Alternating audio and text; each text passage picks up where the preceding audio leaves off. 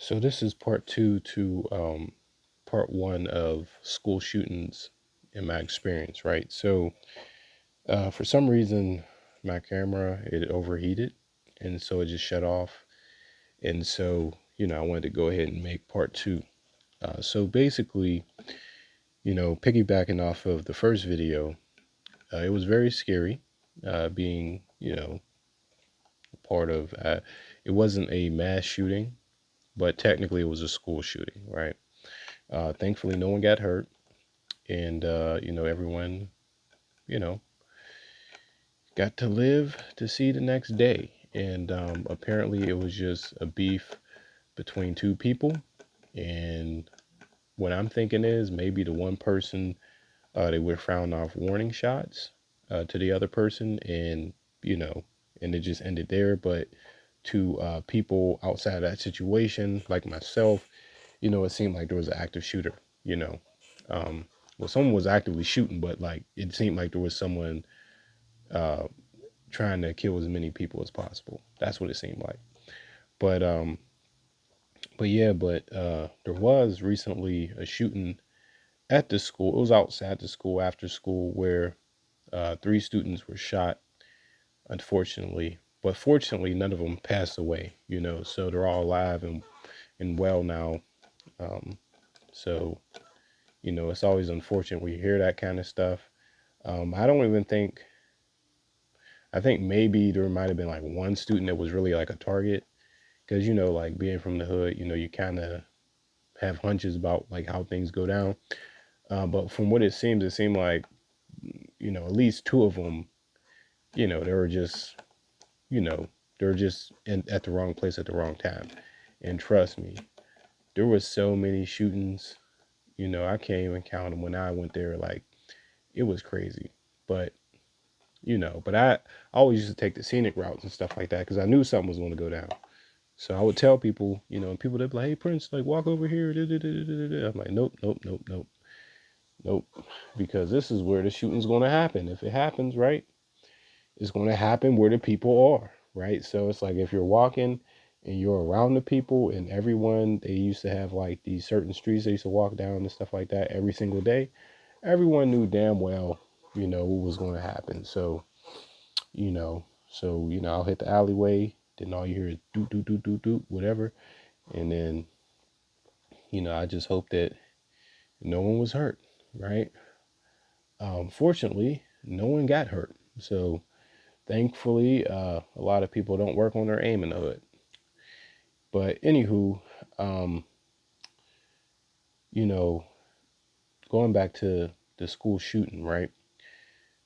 Apparently, there was a manifesto that was written by the person who shot at, you know, the three children and the three adults, right? Now, here's the thing.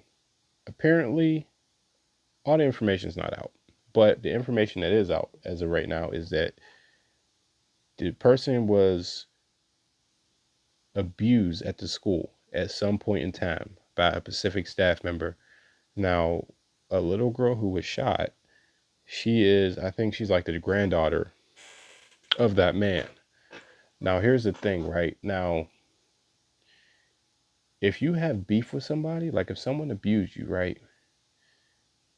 If you're going to do something to somebody, do it to them.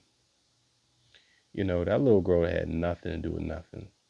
And sometimes when people they can't get to you, they'll try to get as close as possible to someone else. And that's why people also have to be mindful to not go out here and do people dirty, because if you do, then there's a possibility that you don't put yourself at risk, but other loved ones at risk, right? But regardless, there's so many better ways of handling things. You know what I mean? Like it's just senseless. Like it's still, regardless of what the manifesto says, it just there's just no reason to commit an act like that. You know what I mean? There's just no reason to do something like that to some innocent kids and innocent staff members. There's just no reason. And then to top it off, it's like if you got beef with someone, you know, don't go to their job, you know, and try to do a free for all. if you absolutely necessarily had to, you can go to her house and kick their ass. You can see them at the grocery store, kick their ass or something like that. Why you got to go and kill people? You know. But but other than that, I did see a video that was pretty interesting. It was about a guy who's based out of Ohio. He was talking about how there was no school shootings at schools that pretty much had they had the right to carry guns within the school, like the teachers and staff members, um, within whatever jurisdiction they were in Ohio. I don't know if it was the entire Ohio or not, right? But I don't know if he was talking specifically about, you know, specific parts of Ohio or the entire Ohio. But yeah, but basically, he was just saying, like in those schools, there was no school shootings. And it brings up a really good point because whenever you see a sign that says, this is a gun free zone, what it says to people who want to do mass shootings is that 9 times out of 10, 9.99 times out of 10, there's not going to be anyone in that building who's going to be able to defend themselves from getting shot up. And so they feel as though they could just walk in there and do what they want to do, you know. But there's a reason why people don't go and do mass shootings in the hood, because they know that at any given time, anyone may be gripped up and they will get at your ass, So at the end of the day, it's good to let people know, let these criminals know, these domestic terrorists know that you can't come up in here and think that you're going to do something and be able to get away with it. You come in here, we're going to lay you down. And so once again, I commend those police officers for responding the way that they did. I think that, it's a lesson as to how to handle these school shooters, because once again, that school shooting in Texas where there were about 19 students who were killed, that was just heartbreaking, and basically I literally did not see any of the videos up until this week. The only videos I watched were the parents' reaction, because they were so enraged, and I was so pissed off when it happened. I was so pissed off. Still pisses me off, but that's another reason why I just cannot send my children into in-person school, but yeah, but some people, they're not comfortable with having teachers have, firearms, or staff members have firearms. Well, here's my thing. It's just like, well, shoot, this is just the way I put it, right? If a teacher is caught with a gun in a school that you're not allowed to have guns in,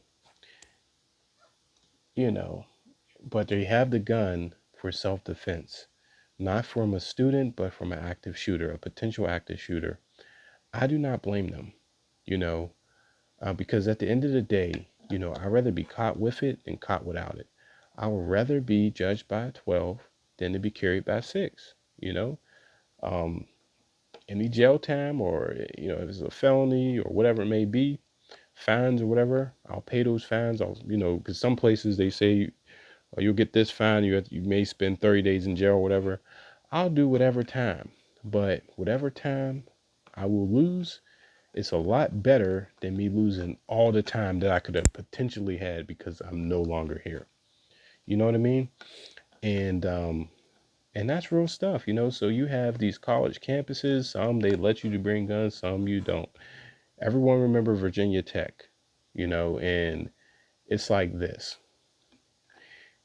When you're on campus and you're a responsible gun owner, right? You feel as though, you're taking the risk every day you show up to class, and you don't want to break the rules, you want to abide by the rules. But then, you look at different, case studies and experiences you may have had, or someone else had, or a stranger may have in another state or whatever. And it gets you thinking, and then it comes down to choices. And I don't blame people for whatever choices that they make, because those are very tough situations, because at the end of the day, your life is the most valuable thing that you have. That's really your only possession. Your only possession truly in this world is your body, right? So at the end of the day, I know I keep saying that a lot, but at the end of the day, there was a situation uh, that really just broke my heart, because I had a buddy who I used to go to school with, and there was a shooting that happened at a synagogue here, and it went national, and it was a horrible shooting, right? And unfortunately, a lot of people were killed, and I remember talking to him like the next week, and we were talking about how we got the alerts on our phones, and we didn't know what was going on, and alerts from the university that they sent us, it was saying that there was an active shooter, and to stay in a safe place and all that kind of stuff. And he told me, he looked at me, he said, "I don't feel comfortable coming anymore," you know. And I told him, I said, "I don't blame you." I said, because at the end of the day, I said, this is stuff that we think about every single day. And even though we had public safety, we had our own police force and all that kind of stuff, these buildings that we're in and stuff like that, they're big, especially when you go to these really large endowed universities. It doesn't matter how prestigious the university is, there's not going to be enough security, there's not going to be enough police to be at every place at every time. So, if for some reason there's an active shooter, close to you in proximity, that might be your last day. You know what I mean? So someone else who's on the other side of campus, yeah, they might not get hurt, but you will. So it's just like, and then you're thinking about other people as well. You're not just thinking about yourself. So you're thinking like, okay, well, what happens if, an active shooter comes in, some in a building I've never even been in, you would want those people to have that right to defend themselves, because there's always going to be, some people who may, let's say, go crazy, or that is crazy, and they do something very foolish, right?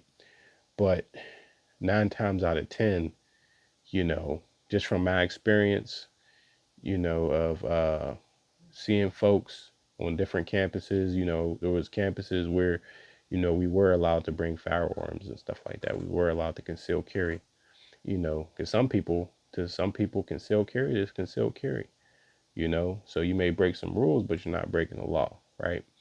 Um, I think it's like, shoot, you could be coming from the grocery store, you can be going to the class or the teacher class, and to me, it's just like just keeping concealed, you know.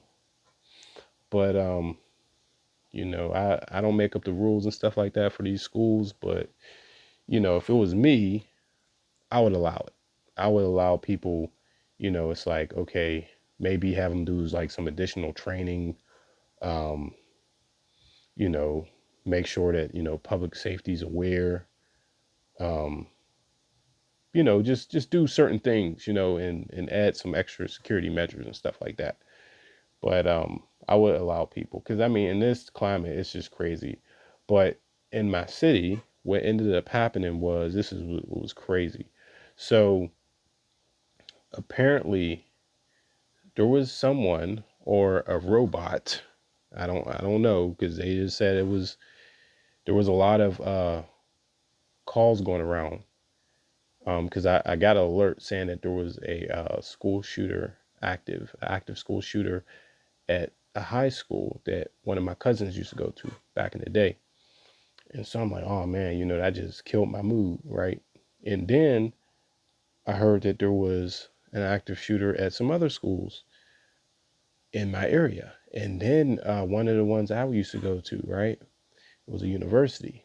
And so with all this being said, I'm just like it's ridiculous. Like even when you consider throwing your child in, let's say, private school, you know, as long as they have like security or something like that.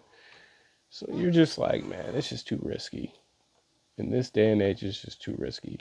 You literally have people playing around, acting like this is like some type of trend that, yeah, like it's a trend, but I'm saying like it's like some type of TikTok trend or something. Like, oh, it's cool for this stuff. No, like who would play around and call into these schools, making bomb threats and active shooter threats and stuff like that? And because even if the threats aren't real, the concern is real. So you know, it reminds me of when the boy cried wolf, right? Now, of course, if there's an active shooter, the police are going to respond to it. But it's just like, what if there was a real active shooter in the area that day?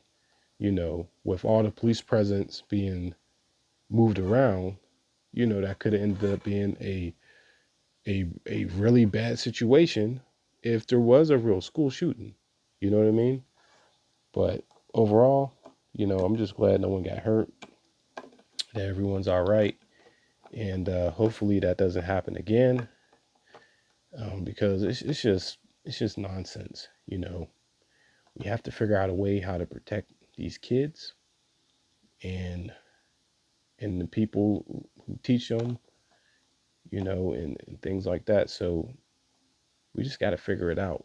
So I don't give a damn if you're a Republican, a Democrat, independent.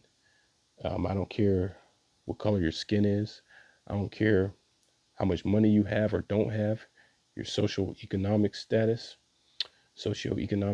I don't care about, what kind of car you drive, what house you live in, if you don't live in the house, if you live in the apartment. I don't care about none of that. I don't care about your religion, none of that. The only thing I care about is, what are we going to do to protect these children? You know what I mean?